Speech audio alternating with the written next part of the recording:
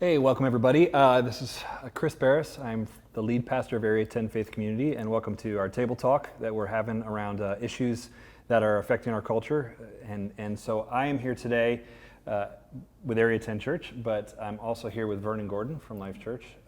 And he and I had gotten together in the last couple weeks and started talking, particularly after Ahmaud Arbery was killed. I called Vernon. I had known him before here as pastors here in the city. And I called Vernon and said, "Will you be my black friend to help me figure this out? Let's talk through this, because as another pastor, I knew you were committed to the gospel, and I wanted to know, all right, help me process this. What's going on?" So we just opened a dialogue and started talking about what is happening in our culture, and I just wanted to continue that dialogue and have some of it here to share with you, and hopefully it'll be helpful.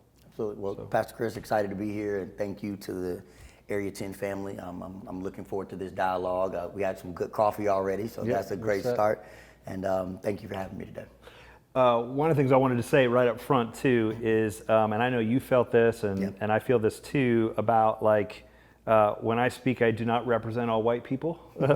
It's like I have a way of looking at things. I'm trying to sort things out, and I'm a white guy, a dad. I'm a pastor. I'm those things. But same for you, right? Like you feel that pressure too sometimes. Without question, I think even the black community is not monolithic in its thought, and I don't represent all the values even within the black community. We're having conversations and finding ways forward together. But I don't represent the entire black voice, but I'm excited to share some of my stories and some of my experience, and hopefully through dialogue it can be enlightening and encouraging to others. Yeah, so that being said, if you disagree with us, that's okay. We're just sharing our perspective and trying to figure this thing out as we move forward. So let's just start with the obvious. It's been pretty hot here in America in particular here in the last couple weeks. How are you doing? How are you processing? Because I imagine just as a dad, you got that's one side, and a husband, and you got that thing going on, and then as a pastor to a good sized church, you got a lot of people you're responding to. So how has that been going for you the last week or two? Well, it's tiring. I'll be honest with you. I think our default answer. I was talking to a friend the other day, and people called me and said, "How you doing, man?" I'm good, man. And how about you? And I was like, "Hey, I gotta change my default answer right now. I'm not good." And it's okay to not be okay, but I'm tired. I've been fatigued, both physically but also emotionally and mentally. Even since the last time we talked, we were just talking about Ahmaud Arbery, but since said time, the racial tensions of our country have rose, and I think it's also important to couple with that reality that while we're also shepherding through emotions of racial disparity and tensions, we're also are feeling the weight still that this pandemic has disproportionately affected communities of color, and people have had a lot of loss and grief. I was sharing with you that each week we've sent out a certain amount of grief baskets for people who've lost family members or lost life. So I'm doing okay, but I'm excited that I thank God for a great wife and a great family who continue to be my foundation and also my faith, and we continue to move forward. Yeah, well, one of the reasons I reached out to you, I appreciate you sharing that. One of the reasons I reached out was because I was trying to process Ahmaud Arbery, and not knowing who to talk to, and had seen you before as a safe person to talk to, a good person to sort of process some things with. And I saw something you posted about sort of growing up black in America and what your experience could be. So if you could just maybe retell that story for people here, because I thought it was really, really powerful. Absolutely. Well, yeah, what you're speaking to is a series that I started to do on my social media page. It did not start with the intention being a series. The death of Ahmaud Arbery came to light, and I posted a picture, and then the next day, and I'll just give you a little bit of the why behind the what before I tell the story. And the reason I posted, I woke up the next morning and looked at my wife and I said, "Hey, babe, one of my challenges, I have friends from all across the country. I got friends who are white and black, Hispanic, Asian. One of the things I felt was we tend to feel well, that's the thing happening over there. Or that happened in Georgia, or that happened in Florida, or that happened here." And I thought it was important. I asked for her permission. I said, "I want to share some of our stories. Is that okay with you?" And the one I told first was about my experience. We got into a conversation one night, my wife and I, and it was a debate. Some people call them arguments. We don't have those. We have debates. And I went to the car, and I hadn't went anywhere, so it was impossible for it to be a traffic violation of any sort. But I'm sitting in my car out front of our house, kind of processing my thoughts patiently. And then an officer rides by, turns around, he puts the bright lights on my car, starts flashing the lights, and he walks up to my window. And it was the first question he asked me that caught me by surprise. It wasn't, sir, is everything okay? Even if you're trying to figure out what's going on, a way to approach. His first question was, what are you doing in front of this house? And I remember wrestling with that, feeling like, man, like the one I own, the one we've worked hard for. My wife did a decade in corporate America before coming on staff with us at the church, and our church has done well. I'm like, we worked really diligently to be here, and through a consistent conversation that was back and forth, he literally asked me, he said, well, do you have a bill or some type of utility bill to prove you live here? And I said, no, I didn't know that was common practice to ride around with that in a vehicle. And all of that conversation ensued until the conversation wasn't resolved until I actually put my key in the door of the house to show him that I had access to the home. And it was just a really difficult time. I remember going back into the house feeling like I didn't belong in the neighborhood. I talked to a sergeant in police force who was in our congregation at the time, and asked him, why would this happen? He said, only two reasons.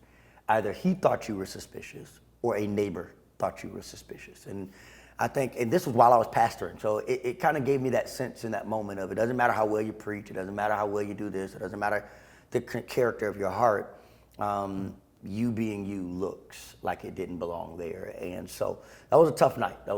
How long had you lived there by that point? In that particular house, we had lived there already for about a couple years, maybe. So the likelihood that a neighbor called on you is probably pretty low, right? Because they knew who you are sitting in front of your house. Well, I would assume so, but I will also tell you this. Since that time, I've read the book, The Art of Neighboring. I don't know if anybody's read that book before. I have. But, and this is, I think, what people kind of feel, right? Like, or when you hear people of color kind of maybe sometimes talk about kind of that extra layer of thought. The Art of Neighboring is a good book to read for anybody, but I read it because I needed to understand, okay, I need to do a better job making my neighbors understand that I'm here, who I am, and that was something that we had not done with great intentionality, but as a result of that experience, it almost felt like a necessary read so that I could be a better neighbor, not just for the sake of being a better neighbor for the gospel's sake, but being a better neighbor for the sake of feeling more protected. And that was kind of how I kind of got into the book. Okay. Well, I guess probably the only good thing comes out of that story is that when you got back in the house, your wife was less upset with you. You had something else to talk about. You're like, wait, we got a bigger problem here. We were on one accord for sure when we got back in. Get you back on the same page. Yeah. That's good. Tell me about that, because that's never happened to me. I've never been pulled over for anything I didn't do. I've never been approached by a police officer for something that I looked like I had been doing. I've not experienced that. And I think about it with, because you and I had talked before, I think about it, the conversations you have with your kids about police. Tell me a little bit about that, because as a white guy, I can't recall teaching my kids things about the police, except that they're authorities and they're in charge. Or I don't remember it being an active and you need to be careful. None of that. So what was that like in your house? Because you grew up with police in your family, right? But then also, what was that conversation like? Yeah, so probably a little family background is healthy. My grandfather was the first African-American colonel in the Norfolk Police Department, first African-American colonel in Chesapeake Police Department. Started off as a custodian, has worked his way up, and his entire career was dedicated to that. Now, I had the luxury as a child sitting at his feet and hearing stories of the difficulty of that experience, from being spit on and beat up in the locker room to discourage him from moving forward. But he stayed the course, and I'm here today in many ways. I'm a beneficiary of his courage and his faithfulness. But he was in law enforcement. I just had the honor of preaching his eulogy last year in 2019, and in doing so, there were countless police there of all ethnic groups, and so I have an appreciation for the legacy of law enforcement in my family. My father was in law enforcement at one point and a former Marine, so he was in military.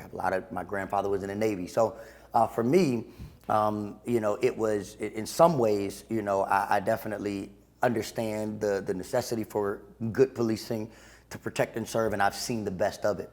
At the same like manner, you're right. Like there is a different conversation that happens. Even my grandfather, after all the struggles he had in law enforcement, would talk to us about, hey, now I want you to understand that the police officers that serve and protect are still people with human understanding, people with upbringing and experiences. And so there were conversations between him and my father and so many others about, when you get pulled over, you put your hands on the 10 and 2. When you get pulled over, you answer yes sir, no sir, yes ma'am, no ma'am. When you get pulled over, make sure that your hands are visible. Make sure you don't reach for anything until asked. And those were constant conversations. At my stage of parenting, I have a 6-year-old daughter, Madison, and a 4-year-old son, Jackson. I am not yet having those conversations because all of their engagement with the world is still curated by us. But we already have had to start having conversations about the affirmation of color and character. Quick story, my daughter, we moved into a new neighborhood this past July, and my daughter started kindergarten. And when she went her first week of school, we got a call, and they said, hey, Mr. and Mrs. Gordon, we don't want to alarm you, but your daughter's in the nurse's office with ice around her neck because she's been choked by another student, right? And what we come to find out is that was color motivated. And then 2 months later, same school year, she gets off the bus and she has 5 beads in her hair. And my wife is asking, hey, why did these beads come off of your hair? And she said, well, the little boy and the little girl on the bus choked me and pulled my hair. And this was not just the imagination of a 5-year-old. This story was verified by the bus driver, who apologized to us personally. And when asked why they did it, she said, this adult said, because of the color of her skin. We've started to have the conversation already at 5, and now she just turned 6. You're beautiful just the way you are. Be proud of the color of your skin. You don't have to change for anybody, because she even said it broke our heart. She said, Mommy and Daddy, I want them to be my friends.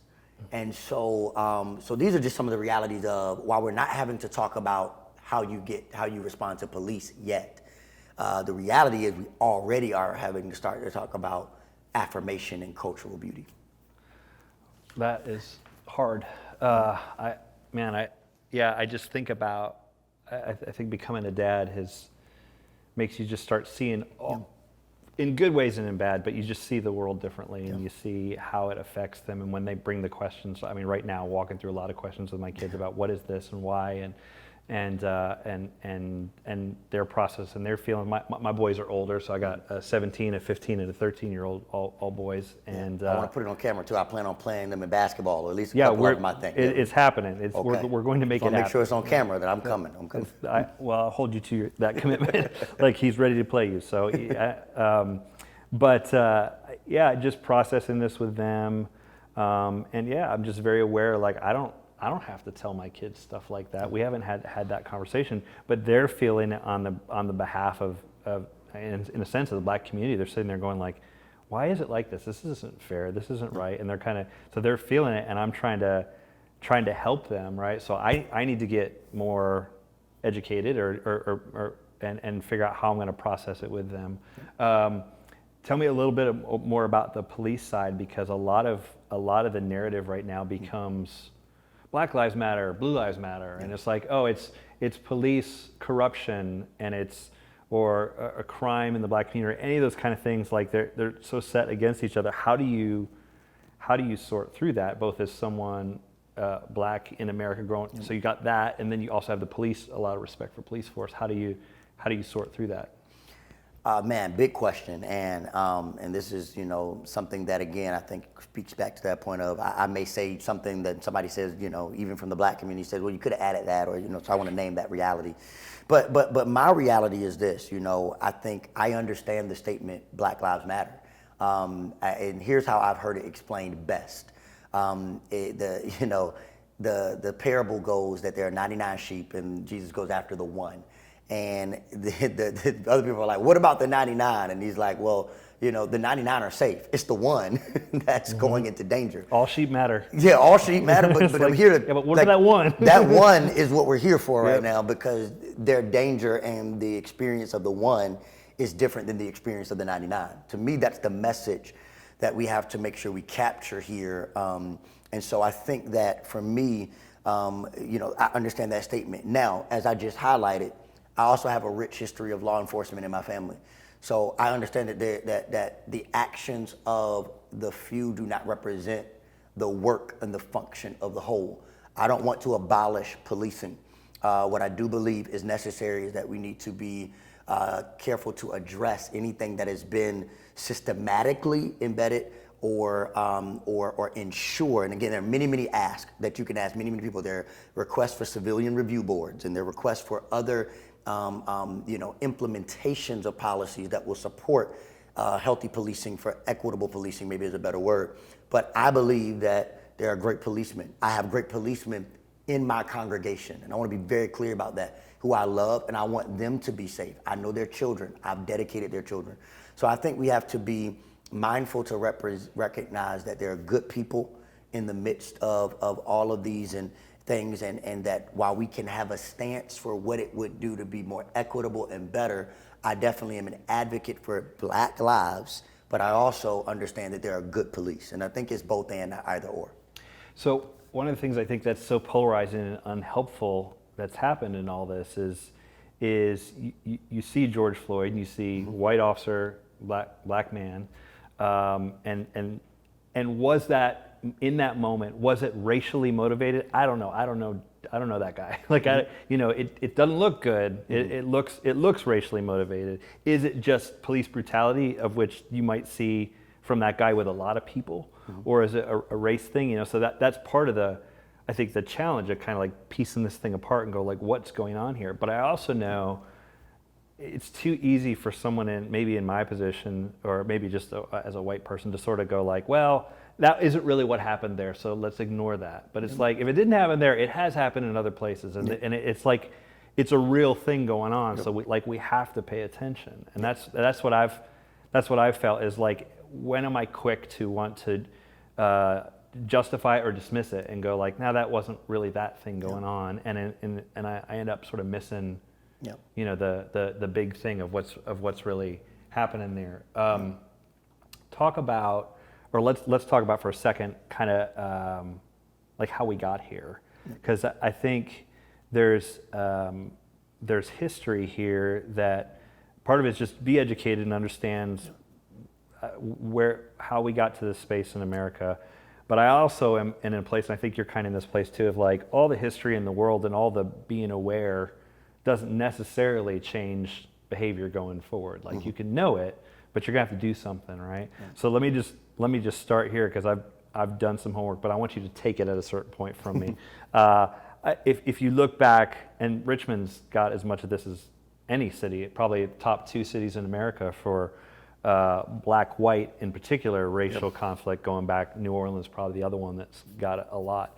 But you had slavery coming through here. You've got 1700s, 1800s, up into and through the Civil War. Then you have emancipation of slaves. So we all go, oh, that was a long time ago and it's really bad.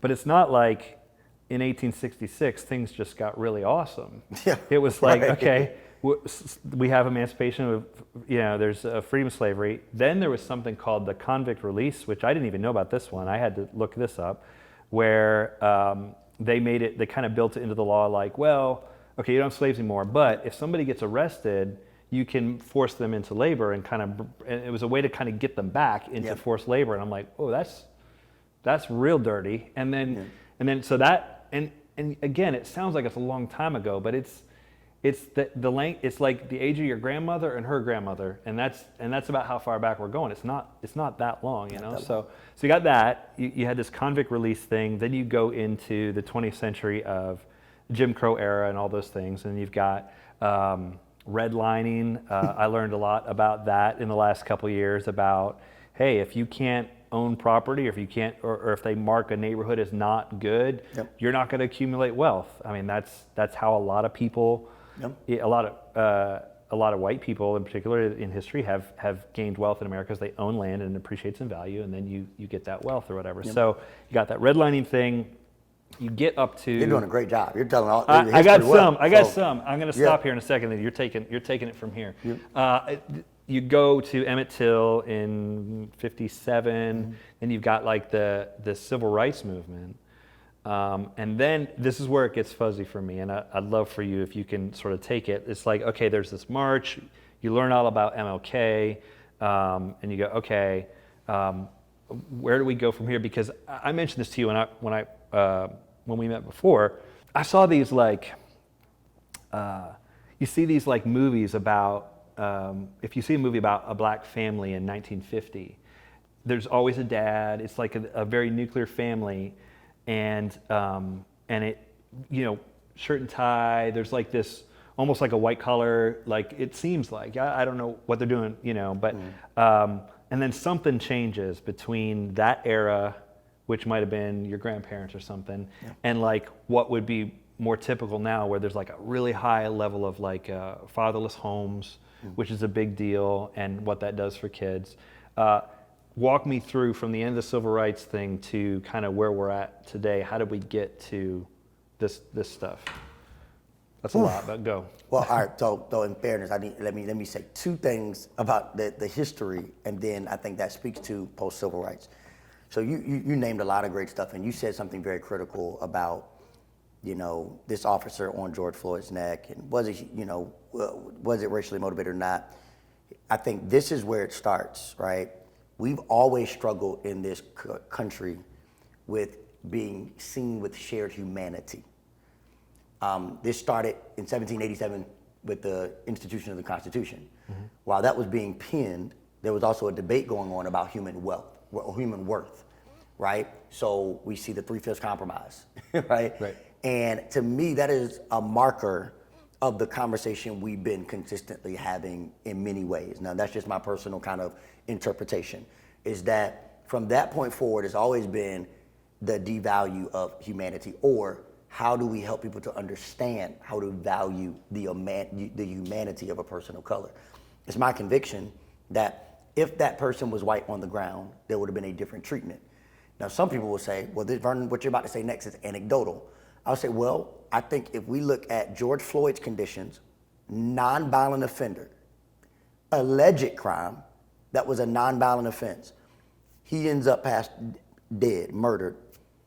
But then we look at Dylan Ruth, who shot 9 African American people in a church, right? To me, there's a different treatment there, right? You see the young man who shot 23 people, or 70 people, I believe, were injured. 23, I think, got killed in a Colorado movie theater, left alive.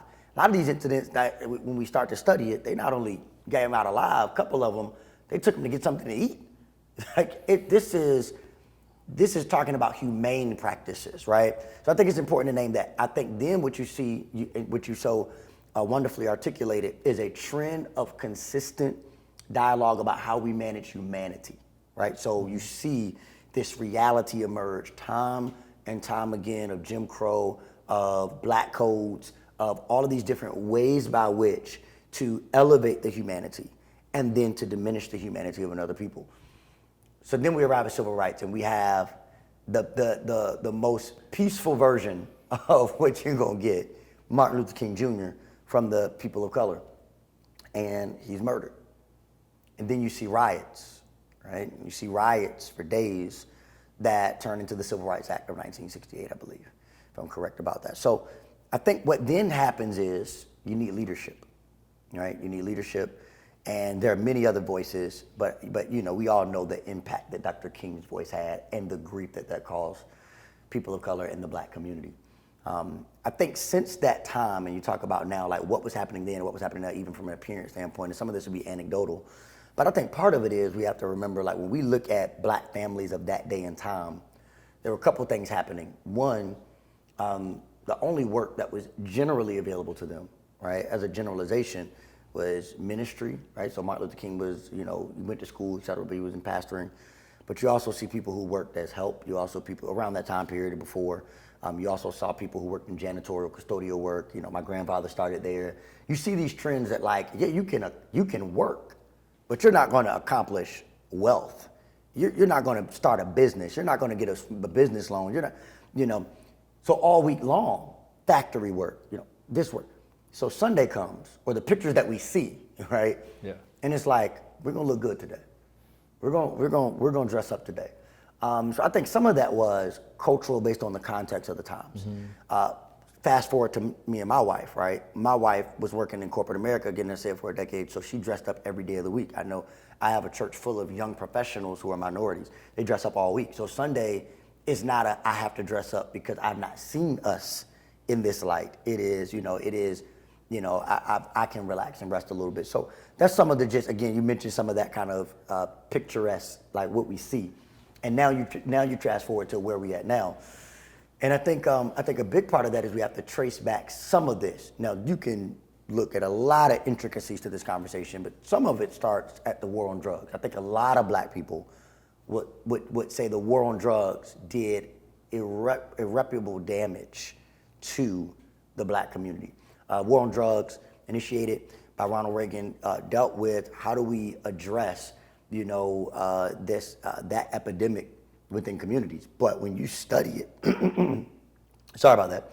When you study it, you see a considerable amount of focus on black communities. You see a considerable amount of focus on over-policing on communities of color.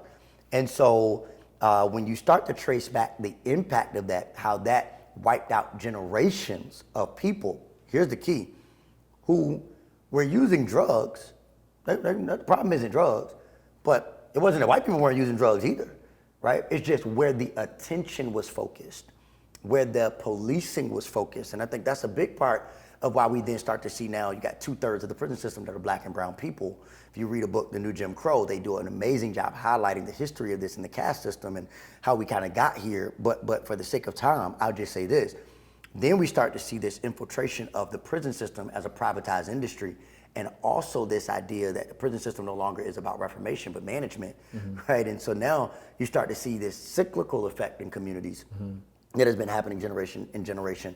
And I think, all of this kind of leads itself into this kind of just demolishing of what needed to happen in our communities, and I think that is kind of what I see. And then you got things like stop and frisk, which also happened. And once again, disproportionately affected people of color. Right.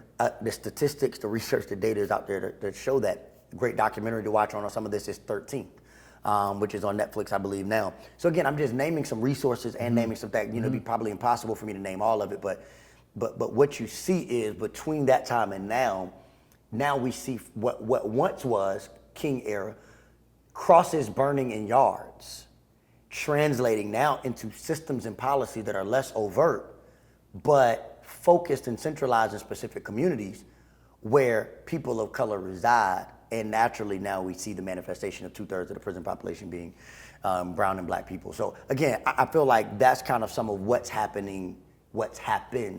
And what we saw again is the demolition of family structure in a way that we hadn't seen ever before. I actually looked up some numbers on the prison system.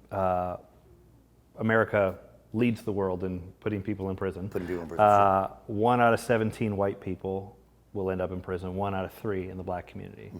I read that. It was hard to get my head around having 3 children to think, to think as a parent, it's likely that 1 out of 3 of them would end up in jail. Yep. That's incredible to think about. And so are you saying that even when you say the war on drugs, are you saying that approach is really a lot of what got us to those kind of statistics? It was criminalizing crack and other stuff like that? Yeah, policies around criminalization was another piece of that puzzle, Yeah. and again, part of that narrative, and how, offenders of drugs that were, shouldn't have gotten as much time as they got, 10 years, 15 years, for some of their crimes, and now the over-criminalization and the systematic way which they criminalize those things, again, wiped out a generation. A great example, you talk about like marijuana, right? Let's just go there if we're gonna go there.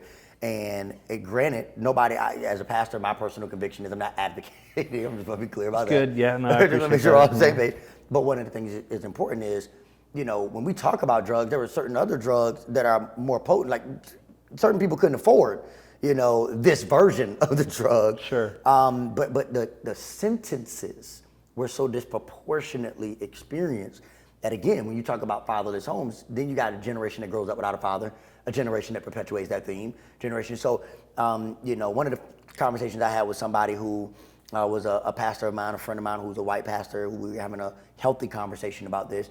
And he asked me, he said, do you think, and I'm just naming what he asked me, he said, do you think that it's just like if you do wrong, you go to jail? And I said, well, that would be okay if you really are telling me then, to your point about the statistic, that you believe inherently that young minorities are worse or act out unlawfully at a rate that is higher than, young white teenagers. And if you don't believe that, then there's something there to the attention that is given and the resources that can be provided. Let's not forget the resources it takes to provide bail, the resources it takes to get sometimes, like we have young minorities in jail waiting for trial who may not be guilty, and so there's just all these different systemic principles. But I do think when you go back to the war on drugs, for many people of color, they consider that a starting point to some of the demolition of black community. And it's interesting, we talk now, we don't talk about war on drugs now, we talk about an opioid epidemic. Yep. And when you say epidemic, it conjures up very different things than war on, right? Like if you go to war, you're gonna blow it up, you're at minimum, you're gonna criminalize it, right? You're gonna go you're going after people and putting them away or blowing them up because it's a war, right? Yeah. Whereas opioid epidemic, you start talking about like, treatment plans and mental health. That sort of thing, right? And I wonder, I haven't even looked at the numbers to see how opioid epidemic splits along racial barriers, but my experience of opioid epidemic is in poorer white communities. Like I got family in Ohio, and just like seeing some of those areas where I'm like, oh, so even those two things are treated very differently. And if they're all drugs but of different kinds, and they're all addictive, and they're all problematic as a society, why were they handled different? And I think you're getting at some of that. Let me ask you another question, and this is a weird one. I think it was after Trayvon Martin, or it might have been like after Ferguson. I heard a white pastor interview a black police officer. And he was just asking questions about it. And, with this whole narrative of white police officers and black men and okay, what happened here and who's at fault and whatever. This black police officer, he basically said, this is an exact quote, but he said something like, if I see 4 white 20-year-olds, 18 or 20-year-olds driving around in an SUV, I don't think much about it. It's just some college kids driving around. He goes, if I see 4 black 20-year-olds driving around an SUV, he said, I'm going to watch them closer, and I'm going to follow them and see what they do. That was a little weird for me to wrap my head around, because this wasn't a white police officer. It was a black police officer saying that's how he would treat young black men that he saw. How do you process that? What do you do with that? Because I'm still, it was a couple years ago I heard that, and I'm still like, that is weird. What do you do with that? So interesting tension here. I wanna make sure I make some blanket statements that I think, conversations, especially conversations like these, you can make one statement and people say you're on this side. Let me be very clear. There are black people who do bad stuff and white people who do bad stuff. There are certain places I would go that will be full of black people, and I would tell my wife, hey, stick close. Like I'm paying attention, right? But that's not because black people are inherently bad. It's just because I know the environment and I know the context by which we're in. Same thing if I go into certain white spaces. I would say, paying attention to what's happening here. Let me see what's going on. Let me pay attention to this. So I think that's important to know. I don't know the context by which the officer was speaking to in that way. I think furthermore, if he's saying, I see 4 black kids just riding around in a car anywhere, and I'm suspicious, right? Then I'm like, well, that's problematic, right? We should be able to ride around without seeming like, it goes back to the story I just said about my own experience. So here's my conviction. My conviction about that statement is, I think, one, we have to be very conscious of socialization. I think it is just now that we are starting to see the picture of people of color more equitably painted. Some of what informs how people feel, what they watch, what they see, has been what they've been taught, whether consciously or unconsciously.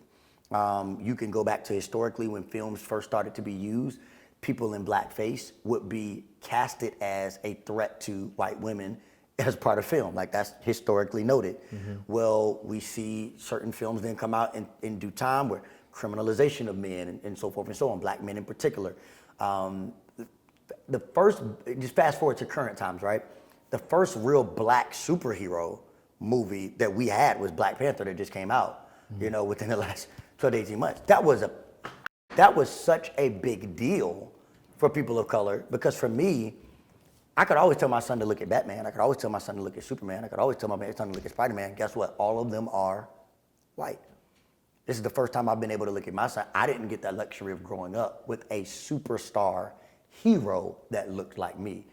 And if we go through history, you know, Columbus. So we've always kind of looked at, right, like white as safe, white as right, and white as okay. And I think that our media has not, at a massive level, I'm not saying not at all, but at a massive level, seen the minority as safe and well outside of those who entertain us. Right? So you can sing to us. We all love Beyonce, right? She's safe. And we all love Steph Curry. He's safe. But you see a black person just walking down the street, right? There's a different tier there. We kind of categorize them differently. So again, I just think that's kind of some of what I would say is we have to be very cautious about is 4 black teenagers riding around in a car is not a threat.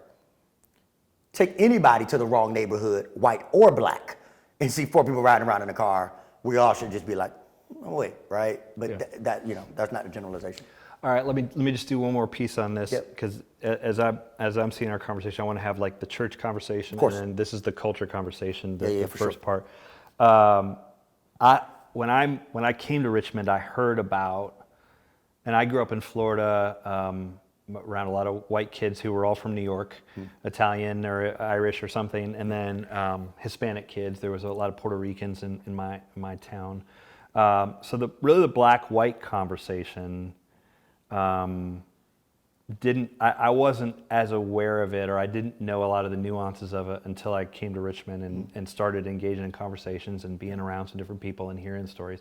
And Richmond in particular has this long story of like, and it's all over the place if you know what you're looking for in Richmond. If you know just the names of streets, you're just like, oh, like the segregationist, or the names of high schools. You're just like, oh, okay, that's why, you know. So it's there if you want to do the homework, and see like this long history.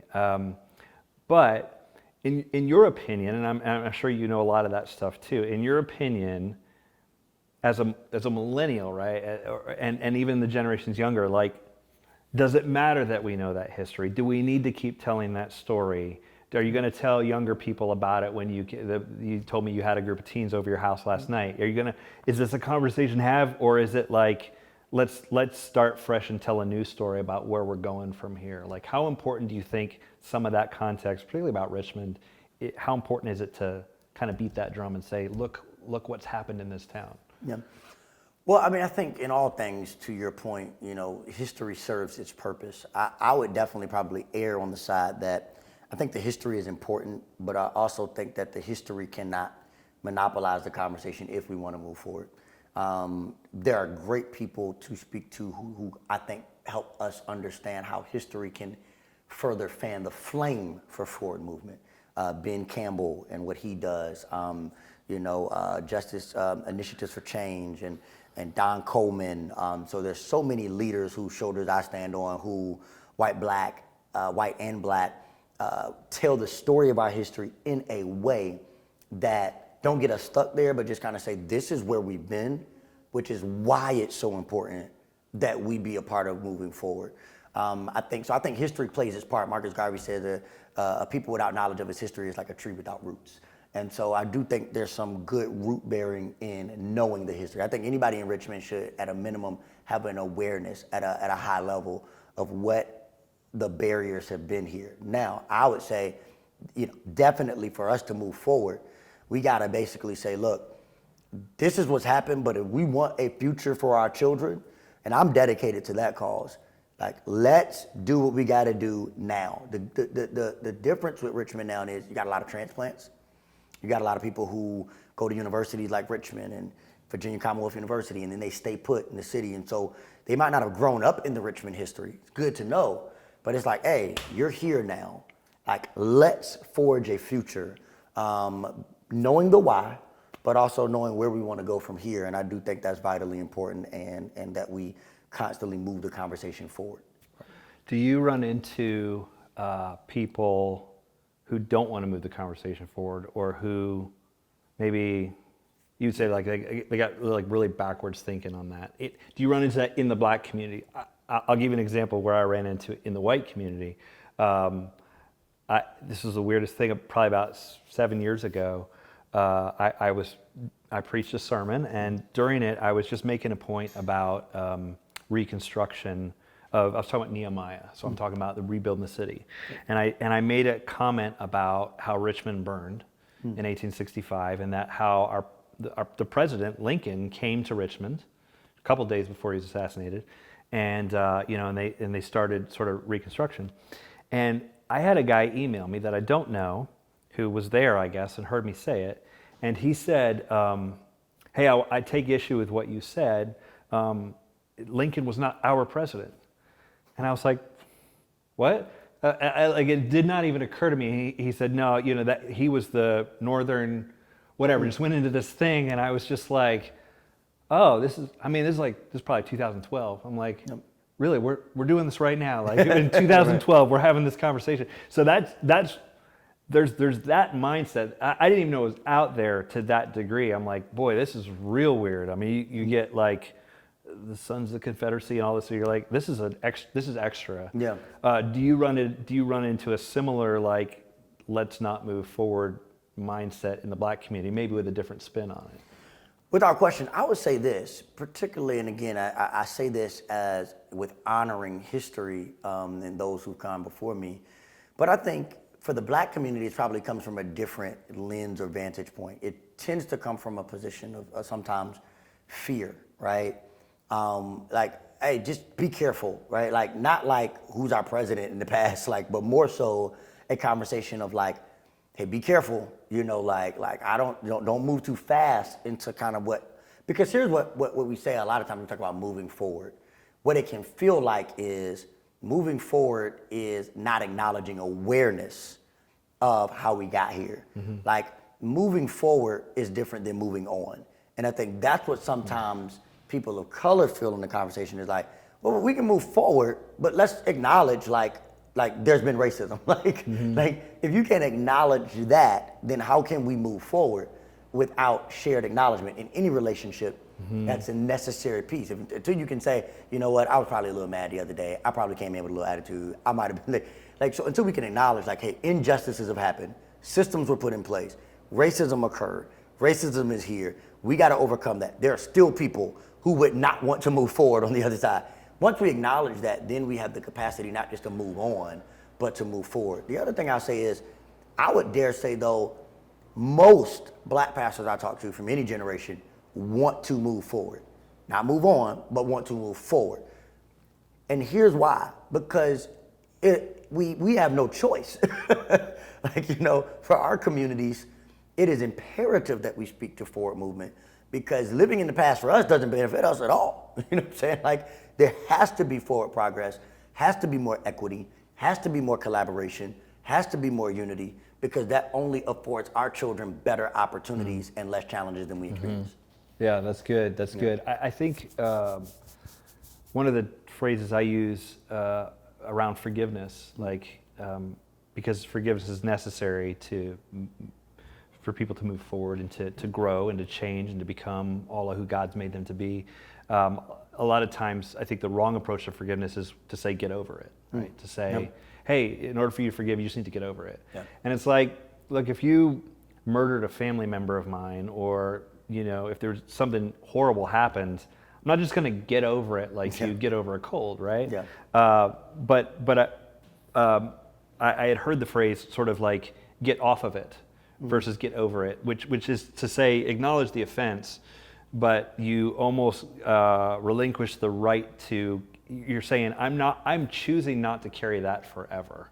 And because I need to move on with my life, because I want to move forward, because and so forgiveness looks like getting off of it, and even you can still be right, and you can still be, you were wrong. Like we can still acknowledge that, but you're saying I'm choosing not to let that continue to affect the conversation, which is a little different than getting over it, which is kind of dismissive. So that's kind of one of the ways that I've tried to think about it, not really in terms of race, but just generally. Hey, if we're going to move forward, we got to forgive.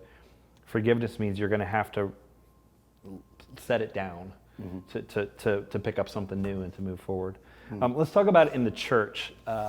This is cultural. There's a lot of cultural stuff about where America is right now, because the riots and the different things going on. This is where I get a little fired up, because a lot of people want to lay blame on the church in this, and I've got my stories. You've probably got some too, of stuff you've experienced in church or in church events where black and white are working together around something. So there's stuff there, and some stuff I experienced in the last decade in Richmond that I'm like, this is the weirdest thing. Like when you get around pastors and they start talking. So in the church side, let's talk about that for a second. So Martin Luther King says the most segregated hour in America is 11 a.m. on a Sunday morning. And immediately I wanted to disagree with that. Like I was just like, no, no. Because I could look in Richmond. It was weird at the time. I was thinking about this a few years ago. I don't know how it is now, but if you went on a Friday night, late, midnight, and you go downtown Richmond, you've got a white street of clubs, and then you got a black street of clubs. Yeah. And they are very separate. Like you were going to different clubs. Yep. And I'm like, given the choice in Richmond among black and white, now you got Hispanic, Asian, you got a whole thing to think about, but in that, like people are choosing, this is where I'm going to go. Yeah.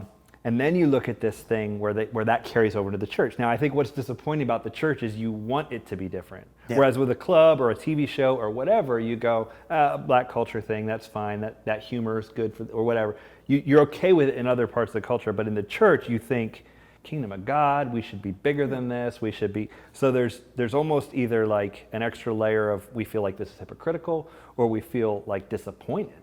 Like, why isn't it better than this?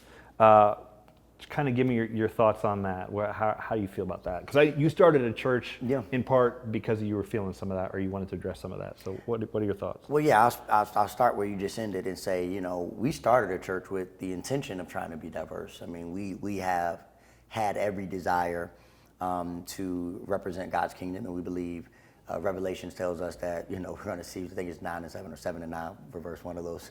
It talks about, when we're standing before the throne, it's going to be every nation, every tongue, every race, every creed. And I think that if heaven is going to look like that, then God wants it to look like that on earth. Can I stop you right there? Yeah. And just to tell you, because that just kicked up a story for me. 10 years ago, I'm with City Pastors, and there was a black woman who was a pastor of a church, and we asked her about diversity in her church, and she said, oh, we have a very diverse church. We have light-skinned and dark-skinned black people. And then she said, it looks like a vision of heaven. And I was like, your vision of heaven goes from light-skinned to dark-skinned black people? And I don't get offended easily. I was like, that ain't right. And so, yeah, so it's good to hear you say that, because I got some things I want to need to be undone there in me, because I was like, this is crazy if that's what you think heaven is supposed to be. Because if I said my vision of heaven is light-skinned to a little bit darker-skinned white people, it would not go over well. So. It wouldn't. I tell you, if you were to say that, we'd be having a different conversation right now. I'm not monolithic in thought there. Sure. I definitely believe that the picture of God, and we're actually doing this thing right now called Mosaic. It's a series that I'm doing, a series of talks, but I'm also doing a Mosaic community. And the whole thing we're talking about is God's design for social change and cultural unity, because it's not either or, it's both and. Now, what I believe is because of that picture that I think God wants to paint, this beautiful mosaic, diverse elements coming together to make a beautiful, more coherent whole as it's defined, I think that what we have to really focus on is, we've done that and we've tried to do that and we've been a part of that mode and movement. A lot of what we struggle with, I think, with the segregated hour is there are churches that are pushing for multi-ethnic. I don't know if we fully arrived yet and want to understand to be multicultural. because being multi-ethnic is not the same thing as being multicultural. Multi-ethnic says there are black people here, there are white people here. Like, we're a black church with white people in it. You know what I'm saying? That we want to be. Like, you know, some people are like, we're so diverse. I'm like, we're not. You know what I'm saying? We want to be more diverse. But the truth of the matter is, we have a church full of wonderful, beautiful black people that has white people in it that we love, and they love us, and Hispanic people in it that we love, and they love us, and they love our culture, and they love what we do, and they love our values, and they love our mission statement. But what culture says is, man, my service might be 90 minutes, and yours might be, how long has you got service? 65. Yeah, 65, right? You know what I'm saying? So, like, I know people are like, we're an hour flat, and I'm like, not gonna happen. You know what I'm saying? That's a culture thing. Yeah. Or other people might say, you know, well, we really want to give to support these causes, and they say, oh, well, culturally, like, I'm really drawn to these causes. And so there's some of that always happens. But what I do believe is, I do believe we have to really wrestle with this idea of what does God want for his kingdom. I do think we're a lot of black and a lot of white and a lot of Hispanic and a lot of isolated on Sunday mornings. I think we have to do our best to reflect the picture that God designed and Jesus died for. And I think that is more united. But I think what it takes is us making sure that we embrace not just ethnicity, but embrace culture and have that at the conversation, so that we can all make sure that first and foremost we represent a kingdom culture, and then as a result of that kingdom and gospel culture, we then say we value all of our ethnic cultures the same. Oh, that's good. So trying to get that focus on the new kingdom, we're citizens of a different king, another kingdom with whatever, not to ignore that we have cultural things from our ethnic backgrounds. Yeah, but and even to that point, let me be very clear about this. That means everybody has to give up a little something, right? Like everybody, black, white, everybody. Yep. Like, we all, for people who say, I really want to be a part of something that represents the kingdom of God, awesome. But understand, if we want to be a part of the kingdom and we want to make sure the gospel culture, you cannot see gospel culture in the New Testament and see that the disciples always got what they preferred. Sure. Like, you just don't see a gospel of preference. Sure. You see a gospel of purpose. You don't see a gospel that just maintains, you know, what's convenient. You see a gospel of calling outside of comfort zones. You know, you see Paul say, I became all things to all people so that I may win some. You see them send certain people to Samaria. You see Philip go to Samaria. You see Jesus go to Samaria. Telling parable about Samaria with ethnic implications, the Good Samaritan. So I think that all of those are stories for that time that would have been outside of their cultural comfort. And so I think we all have to be very careful not to construct a theology based on our comforts. Like, I'm comfortable with us doing this way. Where can I compromise and sacrifice a little bit so that we can be more inviting to another culture? Where can I give up something a little bit so that I can be more open to being a part of a different culture? And I think when we start doing those things, we can really see the future of the kingdom of God a little bit more unified. Oh, that's really interesting, because I think if you said give up a piece of your culture so that we can be more inviting and all that, I think in the way we kind of talk about this in America now, I think we would be like, oh, well, you're being inauthentic, which is like the worst sin in America, right? Or judgmental or inauthentic, right? You're being fake, you're being whatever, and it's like, so how can we move past that and go like, yeah, it might feel inauthentic, but there's a value in it, and to your point, like, there's a percentage, whatever, can't put a number on it, but maybe a percentage of it, if it feels uncomfortable to you, you're probably getting into the real stuff, right? Like, without question. I mean, again, I want to be abundantly clear. What I'm not saying is we should all completely disregard who we are as people, right? The things that are you know, intricate to our identity and woven into the fabric of our values. What I'm talking about is cultural preferences, like you know, like if you have a value system, I'm not saying compromise that, but what I am saying is, like, the difference between 5 songs and 3 songs should not be a kingdom issue. people have gone to war over that, man. Yeah, but they will. You know what I'm saying? Like, you know, that shouldn't be a cultural thing. Yeah, like, we should not be the kingdom of God over how many songs we sing. We should not be the kingdom of God because I preach with more passion and you might be a little bit more like reserved. Like, how do you know? I don't. You know what I'm saying? I don't. You know what I'm saying? But you're probably right though. Like, that shouldn't be the benchmark of, is this a good ministry? Yeah. Should you listen to what somebody's preaching and see if your values align? Absolutely. Should you look at the mission statement and be like, do I align with this? Absolutely. But that's what I mean by gospel culture first, and then our personal culture should be assessed, but it shouldn't be a deal breaker at the little things in every single way. Yeah. Man, that's great. And if you go and read, if you just take the book of Acts and you look at the Spirit driving people out, they're Jewish, and if you're Jewish and you're in Jerusalem, that's great. Yeah. Like, it's the place to be. They're in the epicenter of their people, their culture, and the call from the beginning of the book of Acts is, no, you got to go out. Yeah. You're going to have to go to Samaritans, and they're probably like, oh, I don't want to go to them. Yeah. You got to go to to the ends of the earth, which involves a whole lot of Gentiles, Romans that you're not going to like. They're dirty, they're pagan, they're all these cultures. And you see almost, it's one way to read the book of Acts, but you see this reluctance that they're just like, they're always hanging back. And then God's like, fine, I'll send persecution. I'll send you out. and it's not even the apostles that go. It's Philip. It's other people that go. And then they're so reluctant to go that God's like, fine, I'll get Saul and he'll do it. And he's going to start spreading. So they eventually go. But it's so, and I think there's so much, and you can't read Galatians and other books. You can't read them in the New Testament and not catch. There's this Jew-Gentile race controversy going on. Gentile, slave nor free, man nor woman. Right. We're all one in Christ. Right, Absolutely. and so that was the thing, that appeal from Galatians, that is the thing that ties everybody together. Yeah. Because ethnically they weren't going to get tied together. Like culturally, if you've got a group of people that call outsiders dogs, that's not a good start for like building a community together. Like, we're going to be a family, but you're the dog. Like, that's not going to work. So, and we see that right with Jesus and with Paul, right? So we see Jesus like, why are you eating with those people? No, it's like, well, this is what I'm here for. Like, what I'm saying? Like, I think what he was really doing was modeling. Yeah. Like, there should be some people at your table that are a little different. In addition to that, it's like Paul goes, I think it's Galatians 2, where they have to have this whole meeting. Paul and Peter are there. Yeah, it's like, why are you, well, I saw a vision for, God said, why are we calling these things, that he created? Oh, yeah.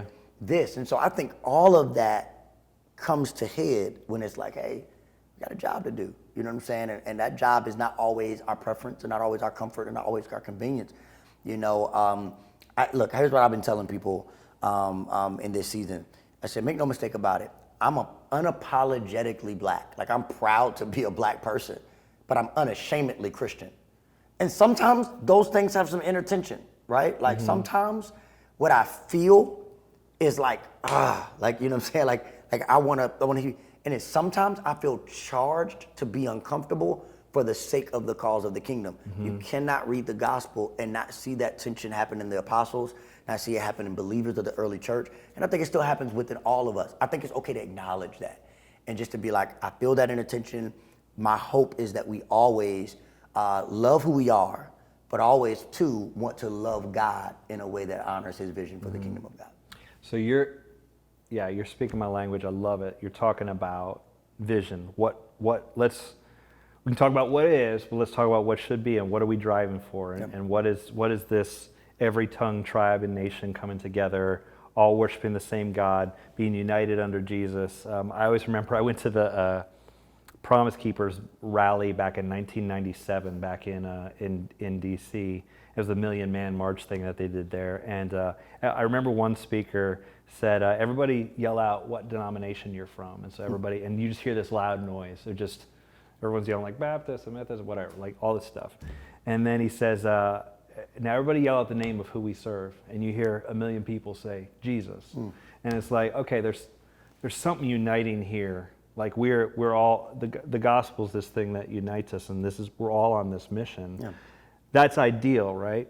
Where the segregated hour Sunday morning story and situation comes from is like, okay, if you go back in history, it's like, man, you had white churches and they wouldn't let black people be a part, or they wouldn't let them lead, or wouldn't let. So the black people are like, we're going to go start our own church, and so now that's generations back, and now here we are, And I know not all white pastors, but I know quite a few white pastors who would say, man, I want my church to be diverse. Yep. Like, how do we do this? I don't know a lot of black pastors that are saying that. Yeah. A lot of black pastors are saying, like, they're either not talking about it or it doesn't matter. It's Yep. sort of like, and as I researched that, you know, I had black pastors saying to me, like, hey, we finally got our own space. We don't, but like, in a sense, we don't want to give that up. Like, we got our thing. I hear something a little different from you Yep. on that. Well, I definitely don't represent, I will say that, Sure. you know, probably the whole population of black pastors in that regard. But here's what I think is vitally important. I want to make sure I honor Will in saying this. You said this and you alluded to this earlier. It hasn't been that long. Yeah. So I think part of what we have to reconcile is like, white people have churches for generations of generations of generations. They've had other access and authority and control. For the black population, my grandparents' generation was a part of like that first generation that could actually own anything. And the first thing they could own and the only thing they could really own was their churches, which is why their roles and their responsibilities in the church were so important. When you tell the people they can't own anything, and then they say, this is the only thing we have, and they fought hard to build it from the ground up. People sacrificed what very little they had to make it possible to have a building, to have a place. And let's not also forget, to your point, there was nowhere else we could go. So many of those black churches were the foundation for black generational success, right? So HBCUs, many HBCUs were founded within the basements of black churches. Educational empowerment many times started in the black church. Social services started in the black church. Welfare support started in the black church. Feeding programs started in the black church. So now all of the church is doing to make sure that my generation could actually go to college and my generation could actually have opportunities they didn't. All of that was funneled and filtered through the black church. So then my generation comes along, right? And then we say something like, all right, now, ready for diversity. Well, that generation of pastors still lives. And they say, wait. All that we gave and all that we sacrificed and all the dog bites and all the water holes and all the sit-ins and all the jailings and all the resources we scrapped together and all the blood, sweat, and tears, right? And now we don't want to, it's like we don't want to inherit it the same way. And so I recognize the heart of the black church. Like the heart of the black church is, it hasn't been that long. Those pastors are still living, right? That's my grandparents' generation who made it possible for me to be here today. And so I honor that generation and their sacrifice and the seed. I'm not sitting here because here's the truth, because white institutions weren't giving me that opportunity, right? It was because of what happened on their backs that I can sit here today. However, I also understand that if we are to move forward as a country and as a community and as a city, I don't want my children to grow up being afraid of white kids, and I don't want white kids to grow up being afraid of my black child, right? And I personally believe that my contribution to that narrative changing is that making sure that they don't just go to school together, but that they can also worship together, and that they can also sing songs together, and they can also do plays together, and that once they grow up together, no matter what school they go to, no matter where they go, maybe we can be a part of changing that narrative, not just hoping the school system does it, not just hope, no, we as the kingdom of God have a role to play in seeing that come into fruition as well. That's so great. I've felt that a lot in the last week as I've been trying to reflect, and there's systemic things that need to change, and you can't ignore them and just say Jesus loves you, and too bad. You're like, no, there are some systemic things that need to be addressed, but also like we, the people of the kingdom of God who claim to be citizens of something else, we have to start just person to person, friend to friend, just to, like you're trying to do with your kids. Like, how do I expose you to other types of people so that you're not afraid, so that you're not suspicious, so that you're not looking at that car full of teenagers one day and going like, oh, they must be trouble, you know, like how do we do that and do it well? I feel like the solution here of where our country's at is maybe there's some grass tops things that need to change with the justice system, but I think grassroots is where I want to spend my energy of just building friendships, hanging out, having you over for dinner, just connecting with people and going like, I need my kids to be more exposed so that they don't carry on some of that same stuff. Yep. So yeah, man, I appreciate that. I appreciate your vision. Tell me just a little bit. I guess we can. I think for the most part we could wrap up with this. Tell me a little bit about your vision for Mosaic, like because the protests are going to die down and people are going to go back to whatever the next thing is in the news, and they're going to, the social media feed the machine will continue to go on, and when you're on the ground with people day in and day out as a pastor, you're still in it, even if the national conversation moves on. What do you feel like is, and maybe Mosaic's part of the answer to this, what feels productive to you moving forward? Like, because I've Ferguson, Trayvon Martin, all that. I remember the grief. I remember that, like, this is bad. And then, like, 2020, here we are again, just having the same conversation. And maybe it's different this time. I hope it's different this time. But what feels productive for you moving forward? Yeah, well, I mean, I think, and you just highlighted so perfectly, the word I've been choosing for people is that can be the fatigue of people who are both experiencing the weight of this as persons of color or allies to this conversation. And I will say, for me, Mosaic is our heart's attempt to be a part of the solution of moving forward. Now, moving forward looks like a lot of different things to a lot of different people. And I think one of the things we all have to understand is there are going to be people who are experts in the justice arena.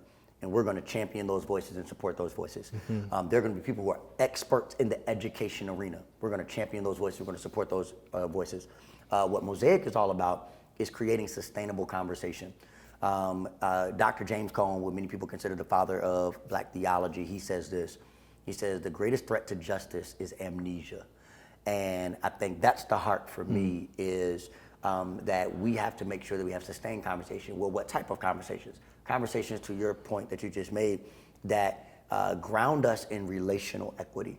I believe a couple things to be vitally true, and as I talked about earlier, that God's design for us is social change and cultural unity. That if our theology doesn't also affect our sociology, there's a gap there. Mm-hmm. But then in the same like manner, I think we also have to be conscious to know that if we are to accomplish this change in our society, the vision that Martin died for was a country where people could see someone for the character of their heart, not the color of their skin. So that's cultural unity. So in order to accomplish that, we're looking to do one thing is that this Mosaic movement, you can find at vernongordon.com/Mosaic. What we're going to be doing throughout the month of June, in addition to a series of talks, is weekly Wednesday night Zoom calls, where we're just going to be interviewing some people who are great thought partners in this conversation about what we can be doing from here, some experts in their specific context, so that people might feel empowered or passionate about specific aspects of this journey. They can get the information to be empowered to do so. In addition to that, weekly devotionals will go out on Monday, just to kind of help frame our theology around this conversation for 4 weeks of sustainability. And then in addition to that, Thursdays we'll have a conversation challenge. I love what you said about building relationship. So there'll be a conversation challenge each week to just kind of say, okay, we all have a personal responsibility, not just to post, but then what are you doing privately to be your own advocate, your own ally, your own learner, your own bridge builder in your context. And then the hope is beyond the month of June that we will start to curate conversations. Our big focus is curated conversations, building community building, and celebrating bridge builders throughout the rest of the year. So we're excited about it. So you're having that conversation within your church, but it needs to be broader than that, right? Because if you're talking about like a majority Black church, you can't have that conversation by yourself. You're going to have to. Well, I will tell you, we are absolutely, this is an open thing. So actually, this is something I've done and partnered with as many people from as many different congregations. I don't care about your denomination. I don't care about your background. We're trying to make this as diverse as possible. We feel like everybody needs to be at the table for the conversation. We already have close to 200 people subscribed in only 48 hours of posting it. And interestingly enough, I would dare say, I think a little less than 50%, I think around 40-something% of those persons are not persons of color. So we really like the trend that we're seeing as it pertains to everybody being at the table for this conversation. And we're hoping that we can all build a better picture of God's design and what Jesus died for, a beautiful mosaic. That's fantastic. I love the vision of that. I think so much of the best work going forward is not going to have a hashtag, and it's not going to be like, you snap an Instagram, you get a picture of it, but so much of the best work's just going to be a lot of conversations over dinner with people privately in their homes, and just kind of working together and getting to know people, and sort of breaking down some barriers that isn't, it's not flashy, but it's effective. It feels like kingdom work. Yeah, what we call public and private, right? Yeah, sure. I think we all have to be vocal. I think we've seen enough posts to say our silence, can kill. And I think our voices matter and our posts matter. So that's public. But to your point, if that doesn't translate into our private practices, I don't know how we sustainably change. And so I'm hoping that we can be a small part of a big solution, a long solution. We know it's going to take more than just one conversation, and it's not going to happen overnight, but we're committed to what it means to build a better future, both publicly and privately. Yeah, love it. Well, dude, really appreciate your time. Thank you. And thanks for having the conversation and being willing to engage this. I'm hopeful that we can have a different conversation a year from now, that stuff's moving forward, that we're not just here again, but that and I appreciate what you're doing with the Mosaic, and am anxious to kind of engage in that myself. And can I just close by just praying for you and your family? And, please, thank you. Yeah, all right. God, thank you for Vernon and his family as he tries to minister well to his wife and to his 2 kids. I pray you bless him and help him to walk this thing out well, to be wise with his time, to be courageous, to know when to speak and know when to hold back, to not give his kids more than they can handle where they're at right now, but help him to be wise with his words.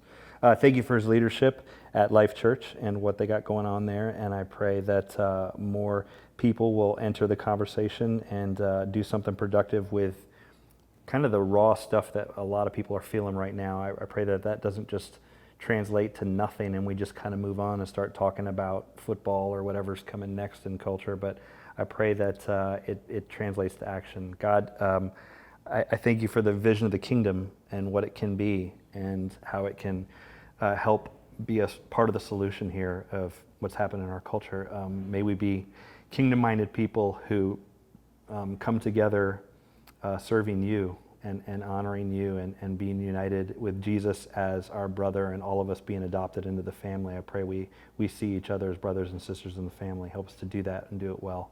Thank you, Lord. In Jesus' name we pray. Amen. Amen. Thanks, man. Thank you, man. Appreciate it. Good stuff.